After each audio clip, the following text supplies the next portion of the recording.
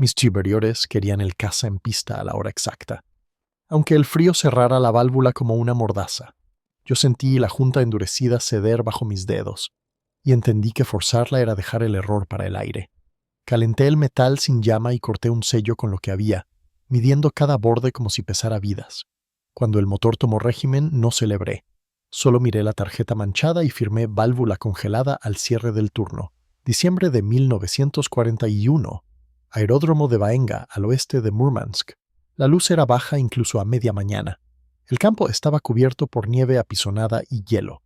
Los hangares eran pocos y el espacio estaba ocupado. En la línea de vuelo se veían casas con escarcha en los bordes. Eran aparatos traídos por británicos para sostener la defensa inmediata. El puerto de Murmansk era un punto de llegada y salida constante. La tarea era mantener salidas de cobertura sobre la costa y el fondeadero. El riesgo operativo era simple y medible. Si un caza no despega a su hora, el turno de cobertura se abre y la pérdida la pagan los barcos y los equipos en tierra. Al inicio del turno se revisaban listas cortas y manchadas. Las botas crujían sobre hielo duro. El aire cortaba la piel sin aviso. En los termómetros de pared se leían cifras por debajo de cero desde días. En Vaenga, el frío no era un detalle, era una herramienta enemiga. En una mesa de madera, una tarjeta de mantenimiento aparecía doblada. Llevaba un número de avión del destacamento y una hora de inspección. En el margen había una nota de la guardia anterior. Decía, en tinta oscura, válvula congelada. La firma estaba al final. Con la fecha y el cierre del turno, el ancla de la jornada era un mecánico británico destacado en el campo. No era piloto y no se le pedía heroísmo, sino continuidad. Su función era devolver un motor a parámetros aceptables sin exceder riesgos. Su restricción era concreta. El siguiente despegue estaba programado en menos de una hora. La temperatura, cercana a los 30 grados bajo cero, endurecía todo. Las juntas se volvían rígidas y los metales se contraían. No había repuestos suficientes para reemplazar cada pieza dudosa. Las prioridades las marcaban las salidas, no el orden ideal del taller. La rutina exigía trabajar con manos entumecidas y herramientas frías. A las 5:10, antes del amanecer, el mecánico cruzó la plataforma. Un técnico soviético le señaló el avión con un gesto corto. El aparato tenía el capó cerrado y hielo en los tornillos de sujeción. Al tocar el metal, la piel sentía la mordida inmediata del frío. Se abrió el panel de acceso con cuidado para no partir una bisagra. Dentro, la línea de combustible mostraba una película opaca. La válvula en la línea, junto al filtro, no respondía al movimiento normal. No se podía forzar sin arriesgar que se partiera el vástago. Un motor detenido por falta de combustible era un problema. Un motor que se detenía en despegue era una pérdida segura. La presión estaba en no fallar en el aire, no solo en arrancar en tierra. La amenaza no venía de una orden escrita, sino de un calendario de salidas. Se revisaron las conexiones con lámpara de mano. La luz amarilla hacía visibles cristales en la superficie. Había escarcha en las uniones y un olor tenue a combustible viejo. El combustible no se veía, pero el frío lo delataba en el tacto. Las juntas en los acoples no cedían al presionarlas. Parecían cuero seco más que material elástico. En el bolsillo del mecánico había un lápiz y una regla corta. También llevaba un pequeño cuaderno de notas del turno. En ese campo, los registros no eran un lujo, eran un control de daños. Se apuntaba cada intervención por mínima que fuera. La tarjeta del avión debía cerrarse con una firma al final. Ese papel era lo que quedaba cuando el motor ya estaba lejos. A las 5:25 se tomó una decisión práctica. No se desmontaría todo el conjunto. No había tiempo ni piezas para un reemplazo completo. Se intentaría liberar la válvula con calentamiento controlado. No se usaría llama abierta cerca de la línea de combustible. La regla era vieja y se repetía sin discusión. Un incendio en la plataforma no se apagaba con facilidad. El mecánico pidió agua caliente y trapos secos. En Vaenga, conseguir agua caliente era una cadena de favores. Un ayudante corrió hacia una estufa de campaña en un cobertizo. Volvió con un recipiente metálico humeante. La mano que lo sostenía temblaba por el vapor y el frío. Se colocaron trapos alrededor del cuerpo de la válvula. Se vertió agua caliente en pequeñas cantidades. El vapor se elevó y se convirtió en cristales al instante. El calentamiento no era rápido. Se esperaba y se medía con los dedos, sin confiar en instrumentos finos. El metal debía subir lo suficiente para que el hielo cediera, pero no tanto como para degradar una junta ya endurecida. La ventana de tiempo se estrechaba. A las 5:40 todavía no se podía girar con suavidad. Un superior de línea se acercó sin levantar la voz. Preguntó por el estado del avión, no por el método. El mecánico respondió con frases cortas. Dijo que no podía arriesgar un movimiento brusco. La respuesta fue un gesto, una mirada hacia la pista. En ese gesto estaba toda la presión institucional. Se trataba de sostener salidas para cubrir una ruta. La ruta era el puerto, los depósitos y el frente de agua. El enemigo no necesitaba saber el nombre del mecánico, solo necesitaba un hueco de minutos en el aire. A las 6 se revisó de nuevo la tarjeta de mantenimiento. El número de avión estaba escrito en la esquina superior. El mecánico anotó una línea: válvula rígida por hielo, calentamiento en curso. No se añadieron adjetivos ni culpa. El registro debía ser útil para el siguiente turno. El técnico soviético observaba en silencio. Ambos compartían el mismo problema. El suministro de piezas no seguía el ritmo de la demanda. Los repuestos llegaban tarde o no llegaban. Los envíos por mar se descargaban bajo amenaza aérea. Los trenes hacia Murmansk tenían demoras por clima y por ataques. Nada de eso entraba en la tarjeta, pero estaba presente en el aire. A las 6:12, en primeras luces, la válvula cedió apenas. No giró libre, pero dejó un movimiento parcial. Al moverla, una junta mostró una fisura superficial. Era una línea clara, como si el material se hubiera quebrado.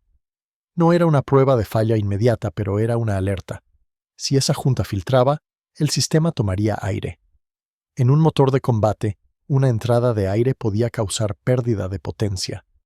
Se necesitaba un sello aceptable. En el depósito de piezas no había la junta exacta. Había restos, empaques viejos, hojas de material diverso.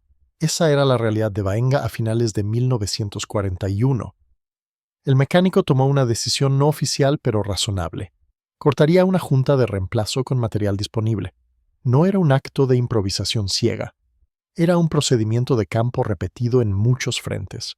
Se haría con cuidado y con medición, no por intuición. En una caja se encontró una lámina de material flexible. No era nuevo, pero estaba seco y sin grietas visibles. Se limpió con un paño para retirar hielo y polvo. La lámina podría ser de caucho usado o de un empaque industrial.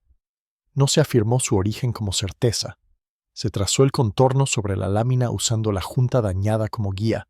El lápiz marcó líneas débiles sobre superficie oscura. Las manos tardaban en obedecer. A las 6:25 se inició el corte con una navaja pequeña. La hoja iba lenta para evitar un borde irregular. Un borde irregular podía fallar al apretar. La navaja estaba fría y el metal de la hoja se pegaba al guante. Se trabajó sobre una tabla para no romper la lámina. El técnico soviético sostuvo la lámpara, acercándola lo justo. La luz ayudaba a ver fibras y pequeñas imperfecciones. El primer corte no fue suficiente, se repitió con presión pareja. El material respondió, pero se notaba rígido por el frío. Para ablandarlo se acercó a una fuente de calor indirecto. No se lo llevó a la llama. Se colocó cerca de la estufa, a distancia, por minutos. A las 6:40 se volvió al avión con la junta nueva en la mano. El aire afuera era más duro que el interior del cobertizo. La junta se enfrió de inmediato. Se debía montar rápido, sin contaminarla con hielo. Se limpió el asiento con un trapo seco. Se removieron cristales con una punta de madera. No se usó metal para no rayar. Una rayadura podía crear una fuga. La paciencia era una herramienta tan necesaria como la llave. A las 6:55 se colocó la junta y se ajustó el acople. El apriete se hizo por etapas. Se evitó un exceso que pudiera deformar el material. Se dejó un margen y se revisó con el tacto. No se olía a combustible fresco, lo cual era una señal inicial. Pero la prueba real era el funcionamiento bajo presión. A las 7:05 se pidió un arranque corto. El piloto, ya equipado, esperaba cerca del avión. No habló de política ni de orgullo. Solo miró el reloj y luego el cielo. El mecánico hizo una seña para mantener el régimen bajo. El motor tosió al inicio, luego tomó ritmo. El humo se mezcló con aire frío y quedó plano sobre la nieve. Se observó la zona de la válvula con atención. No había goteo visible, pero el frío podía ocultar una filtración lenta. A las 7:15 se elevó el régimen por segundos. Las vibraciones se sentían en el capó. El mecánico apoyó una mano sobre la estructura para sentir cambios. El técnico soviético miró el borde del acople. Se pasó un paño seco por debajo para detectar humedad. El paño salió limpio. Se mantuvo el motor en un rango prudente. El objetivo era llegar a parámetros aceptables, no probar límites. En el ruido del motor se oía la misma urgencia del campo. Al fondo, otro aparato rodaba hacia pista. El turno de cobertura no esperaba a un solo avión. Pero cada avión fuera de servicio era un cálculo que se estrechaba. La protección del puerto dependía de minutos acumulados. El tiempo disponible se reducía. A las 7:22 el motor volvió a ralentí. Se cortó el contacto. El silencio fue inmediato y pesado. El mecánico revisó la temperatura superficial de la válvula. No estaba caliente, pero tampoco estaba inmóvil. Se decidió aplicar un último calentamiento suave. Se usó una bolsa de agua tibia envuelta en tela. Se sostuvo contra la carcasa por un minuto. La razón era evitar que el hielo se formara de nuevo al despegar. El viento que entraba por el panel podía enfriar en segundos. El panel se cerró con cuidado y se aseguraron tornillos. Cada tornillo se apretó sin quebrar la rosca. En ese frío, las roscas se volvían frágiles. Un tornillo partido era una demora inútil. A las 7:35 el piloto se subió a la cabina. Se ajustó el arnés y revisó instrumentos. No era una escena dramática, era una repetición en una mañana corta. El mecánico caminó al costado para escuchar. El motor arrancó con menos tos que antes. El sonido era uniforme. Se observó nuevamente la zona de la válvula. No se vio filtración. El avión comenzó a rodar. La nieve se levantó en polvo fino detrás de las ruedas. La hélice movía aire helado y lo lanzaba a la cara. El mecánico se apartó. El aparato tomó distancia hacia pista. En ese momento el procedimiento no terminaba. Quedaba registrar, informar y preparar el siguiente trabajo. A las 7:50, con el avión ya en el aire, hubo una consecuencia visible. Un segundo caza, al arrancar, mostró una línea de escarcha en una tubería. El mecánico no podía ignorarlo. La presión para sostener salidas se multiplicaba. Se regresó al cobertizo por trapos y una lámpara. Se anotó un recordatorio en el cuaderno: revisar sellos por contracción. No se podía desarmar todo. Se elegían puntos críticos. La rutina se volvió una secuencia de inspecciones rápidas. La improvisación del empaque no era un hecho aislado. Era un síntoma de un sistema tensionado. A las 8:10 se reunió el equipo en torno a una mesa. Se compararon tarjetas de mantenimiento de 3 aparatos. 2 tenían notas de rigidez en válvulas y grifos. Una mencionaba juntadura en un acople. No eran fallas idénticas, pero se parecían. El frío atacaba lo repetible. Se decidió estandarizar una respuesta de campo. Se prepararon 2 láminas de material para cortes futuros. Se guardaron dentro del cobertizo, cerca de calor moderado. Se etiquetaron con lápiz, sin pretender precisión industrial. La idea era ganar minutos más tarde. Ese era el recurso más escaso. No era combustible ni munición, era tiempo de mantenimiento. A las 9:00, ya con luz tenue, llegó una orden de prioridad. Se pedían salidas para cubrir el acceso al puerto hasta el mediodía. No se detallaban amenazas específicas. La orden no necesitaba detalles. Los vuelos alemanes de reconocimiento podían aparecer cuando el cielo aclaraba. La defensa era un patrón, no una reacción teatral.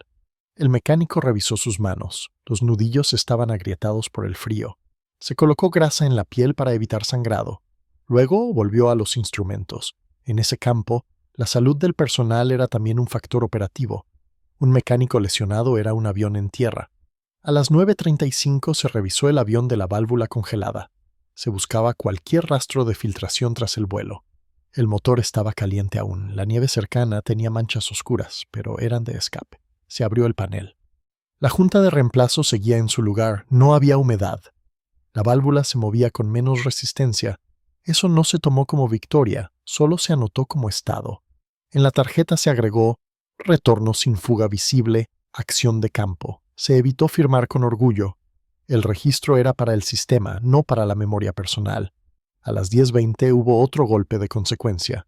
Un camión pequeño patinó cerca de la línea. Se detuvo a metros de un ala. El conductor corrigió y no ocurrió choque. Pero la escena recordó otra limitación. La plataforma era estrecha y resbalosa. Cada movimiento era una posibilidad de daño. El mecánico pidió que se marcara un carril con estacas. No era una innovación. Era una defensa contra el azar. Se colocaron estacas visibles con trapos. Eso quedó fuera de los informes oficiales, pero redujo riesgos en el día. A las 11:50, antes del mediodía, se reportó una nueva rigidez. Otro aparato mostró dificultad al abrir el paso de combustible. El mecánico aplicó el procedimiento aprendido horas antes. Trapos, agua caliente, espera, movimiento gradual. El mismo método se repetía, con variaciones. No se podía afirmar que resolviera todo, solo evitaba rupturas. La ausencia de repuestos seguía presente. Las juntas originales habían sido diseñadas para climas fríos, pero no para esa continuidad sin reemplazo. La guerra imponía usos fuera de manual. Los manuales estaban en papel y el papel se mojaba y se congelaba. Por eso la experiencia se transmitía en frases cortas. Después del mediodía, a las 12:30, el viento subió. La nieve se volvió más fina y entró por juntas de puertas. En la zona del puerto la visibilidad bajó. Los vuelos se mantenían porque el enemigo podía aprovechar la misma cortina. El mecánico recibió otra tarjeta con anotación. Esta vez decía, pérdida mínima de presión, posible aire. Se trataba de un síntoma que podía crecer. Se revisó la válvula y el asiento. Se buscó burbujeo usando un paño húmedo. No se vio. Se aceptó que no todo podía confirmarse en minutos. Se priorizó la salida más cercana. La decisión era operativa, no ideal. Se anotó vigilar en retorno. La holgura ya no sobraba y se notaba en cada anotación. A las 13:10 se improvisó una cubierta adicional. Con lona y cuerdas se creó una barrera contra el viento. No era un hangar, era una pausa para las manos. Bajo esa lona se cortaron 2 juntas más. Se usaron plantillas hechas con cartón. El cartón era de una caja de suministros. Se guardó seco en una bolsa. Ese detalle parecía menor, pero en ese campo los detalles menores sostenían una secuencia completa. Un avión listo a tiempo era una consecuencia de muchas pequeñeces. El mecánico no era un nombre en un parte de victoria. Era un rol que cerraba brechas. A las 14:05 se recibió un mensaje de enlace. Se indicaba que se mantuviera la mayor cantidad de aparatos operativos. No se prometían repuestos. La frase era clara. Era una presión sin solución material. En respuesta, el equipo ajustó prioridades. Se dejó para la noche un cambio de bujías de rutina. Se adelantó la revisión de líneas de combustible. Se eligieron tareas que evitaran una falla súbita. El frío convertía una falla menor en una detención completa. La válvula congelada se volvió un ejemplo interno. No se mencionó como hazaña, se mencionó como caso de procedimiento. Se dijo, calor indirecto, corte limpio, apriete por etapas. Eso era lo que podía repetirse. A las 15:30 hubo una consecuencia visible sobre la pista. Un aparato regresó con el motor irregular. El piloto reportó pérdida breve de potencia al trepar. No se afirmó causa. Se revisó inmediatamente el sistema de combustible. Se encontró humedad congelada cerca de un drenaje. Se limpió con cuidado. Se instaló un paño para capturar escarcha. Se anotó en la tarjeta. Posible condensación, drenaje limpiado. Ese tipo de notas no eran elogios, eran advertencias para el siguiente turno. El mecánico entendía que una palabra mal puesta podía causar una decisión errada. Por eso se evitaban certezas absolutas. A las 16:20, con luz ya baja, se inspeccionó el avión principal otra vez. Se revisó la junta improvisada, la válvula y el filtro. El metal estaba tibio por un vuelo reciente. Se midió la holgura con la mano y con una llave sin forzar. Se encontró resistencia normal. Se mantuvo el componente. Se anotó servicio aceptable. Se evitó escribir reparado. En ese campo nada quedaba reparado para siempre. Solo quedaba dentro de un margen aceptable. Ese margen era el verdadero objetivo de mantenimiento. A las 17:10, antes del anochecer completo, llegó un parte de clima. Se advertía descenso adicional de temperatura durante la noche. Eso significaba más rigidez y más hielo. Se decidió preparar agua en recipientes aislados. Se guardaron trapos en un lugar seco. Se afiló la navaja y se guardó envuelta. No se preparaba para una escena heroica. Se preparaba para repetir un trabajo bajo presión. El mecánico escribió en su cuaderno una línea simple. Si se congela de nuevo, no forzar, calentar, revisar sello, era una instrucción para sí mismo y para quien lo reemplazara. Tras la medianoche, alrededor de las 0:30, se escuchó el motor de un generador fallar. El cobertizo quedó con menos luz por minutos. Se resolvió con un ajuste rápido. Esa interrupción era otro recordatorio. La infraestructura no estaba hecha para comodidad, estaba hecha para sostener lo mínimo. El mecánico regresó a la línea con una lámpara de queroseno. El vapor de su respiración se pegaba a la bufanda. En el avión de la tarjeta inicial, el metal ya había vuelto a crujir. No se necesitó intervención grande, pero se revisó la válvula con tacto. Se movió despacio, se sintió un punto duro. Se aplicó calor indirecto por precaución. Se evitó que el hielo volviera a cerrar el paso. Cada precaución era una inversión de minutos. Minutos que, en el aire, eran distancia y altura. A las 3:40, antes del amanecer del día siguiente, se cerró el turno. Se revisaron tarjetas y se contaron herramientas. El mecánico volvió a la tarjeta del avión con número de destacamento. Escribió la nota final de forma breve. Válvula congelada, liberada con calor indirecto, junta reemplazada con material disponible, sin fuga visible tras prueba y salida, vigilar en próximos vuelos. Al final, firmó con su apellido y la hora. El papel quedó en una carpeta que se guardó en una caja metálica. Esa caja se protegía de humedad y de fuego. En Vaenga, un registro podía desaparecer por agua o por prisa. Por eso se guardaba como si fuera una pieza. Cuando amaneció, el campo volvió a su patrón. Hielo, ruido de motores, pasos rápidos, silencio entre órdenes. Los aviones se movían con el mismo propósito de siempre. Cubrir el puerto, cubrir rutas, cubrir turnos. La válvula congelada no fue mencionada en comunicados, no apareció como logro, quedó como una línea en una tarjeta y como un procedimiento aprendido, repetido, transmitido sin nombre. En las semanas siguientes, los equipos siguieron enfrentando el frío. Se cortaron más juntas, se cuidaron más válvulas, se ajustaron rutinas. La lección fue sobria. En el extremo norte, el enemigo era visible en el cielo, pero también estaba en una pieza pequeña, inmóvil por hielo. El trabajo del mecánico consistió en devolver movimiento y margen. Eso bastó para sostener una salida más. Y en ese tipo de guerra, una salida más era una diferencia silenciosa.